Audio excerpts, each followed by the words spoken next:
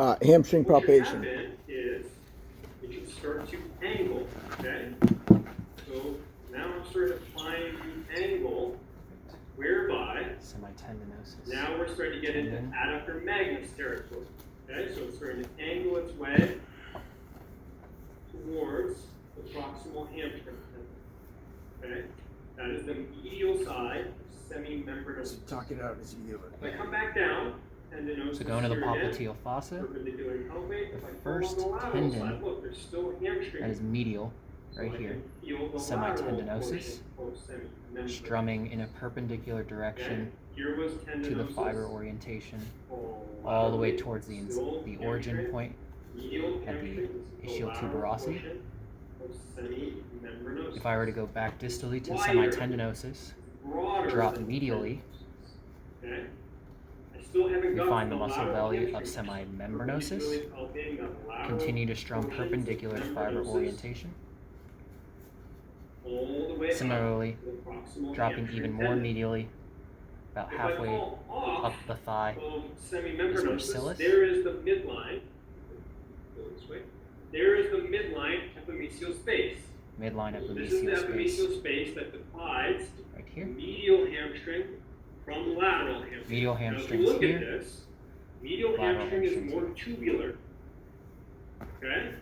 It's more round than the flatter lateral hamstring. You guys see that? Maybe? Maybe not so much from this particular viewpoint. Note the cylindrical So this is the nature of epimesial the space that medial divides hamstrings medial from in lateral. comparison Okay, so if I to the pull flat off membranosus into this space, orientation I of can the then lateral ride hamstrings. myself up onto biceps femoris. Okay? And I can Lateral to that- perpendicularly palpate my way up biceps femoris. To that midline epimesial If I start in groove, the popliteal fossa biceps again, femoris. and I move laterally, I will hit this, which is the biceps tendon. Okay? Biceps tendon of Or long if I head find of the the biceps fibular head, femoris. move to the back side of the fibular head, I will find the biceps femoris tendon. Perpendicularly palpate Fibular. that tendon, which is a lot thicker than its medial counterpart, which is the semitendinosus. So there's the thickness of the biceps femoris. So if I find that tendon, I come on either side of that tendon, I still feel some hamstring meat. This is the short head of biceps femoris. I haven't got to the vastus lateralis yet. It's over here. There's that epimesial space. Okay? So all of this is filled in with the short head of the biceps femoris. I come on to the medial side of that biceps tendon, still feel some lateral hamstring meat, which is short head of the bicep. Okay? As I start to work my way proximal, you lose the short head, and then it just becomes lateral hamstring. So it just becomes biceps femoris. If I continue to go this way on the lateral side, I fall into this epimesial space. This is the space that we've come across already, because anything this way is now lateral quad, vastus lateralis. Okay, so if I get that to turn this way, there is a space between vastus lateralis and lateral hamstring. Okay? And I can Biceps perpendicularly femoris, palpate that lateral all the epimesial way space, proximally, vastus lateralis. differentiating it from the medial hamstring. So one of the things that I think is important to mention about the hamstring is this epimesial space that exists between medial and lateral exists the whole length of the hamstring. Okay, all the way to the proximal tendon.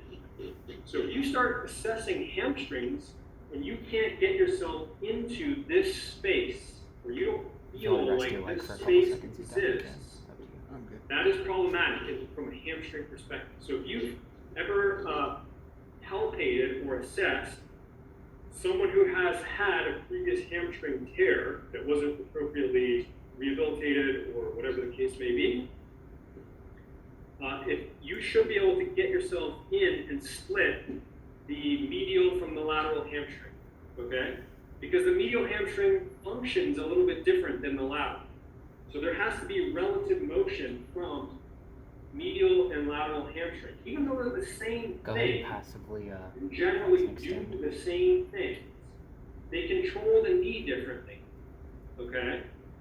Therefore, there is relative motion between medial and lateral hamstring. Just like there's relative motion between sternocostal and clavicular pectoralis major. Okay?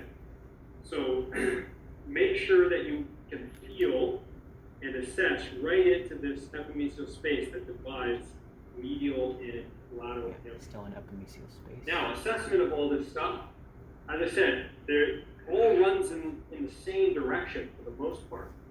So it's a matter of your intent.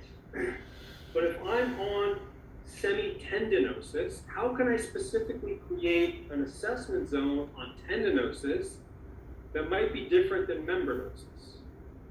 Well, number one, making sure that I'm specific on the tendon. But in addition, this goes down onto the medial side of the tibia. So making sure that I don't go all the way into full knee extension, but now stop short of that so I can rotate that tibia and really try to create an assessment of length on tendinosis. Whereas membranosis becomes the backside of the knee joint. Okay, so tibial rotation is not really going to create any extra length on membranosis. So that's how medial these rotation of the small, tibia? subtle understandings of anatomy and anatomical direction can help me define an assessment zone of tendinosis versus membranosis. Okay? Because remember, because there's epimesial spaces, they are in their own individual encasements. I don't know. I wouldn't That want to means go lateral the rotation. tendinosis has to move relative to membranosis. Yeah, because of the. Okay? Short head has to move Yeah, it's gonna relative come to here, long it's gonna head. come up like that. So I'm gonna It's in its own laterally epimesial rotate encasement. versus That means that medial. there's going to be individuality to fiber direction, but also fiber movement upon contraction. So we want to think about how we can create assessment of one medial hamstring relative to another. Okay? On the lateral side, if I'm going to assess specifically the short head, so I'm going to find the, just like this. I'm going to find the short head on either side of that long head tendon. I might just move the knee. Okay? So I might just move the knee, maybe even create a little rotation of that tibia. If I'm doing the bicep proper, then I'm going to want to move the knee as well as the hip. And that helps me differentiate an assessment zone for the short head versus the long head of the biceps femoris. Okay? You guys good with that? So yeah, the short head, I can feel it Okay. more so when I Hamstring. do Done. straight knee.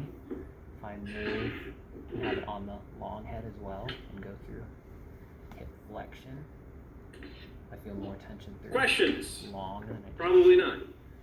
I get it. Perfect. You guys are good with that? Awesome. All right, let's go to some knee structures before the end of Hamstrings are nice because they're just so okay. superficial. Okay.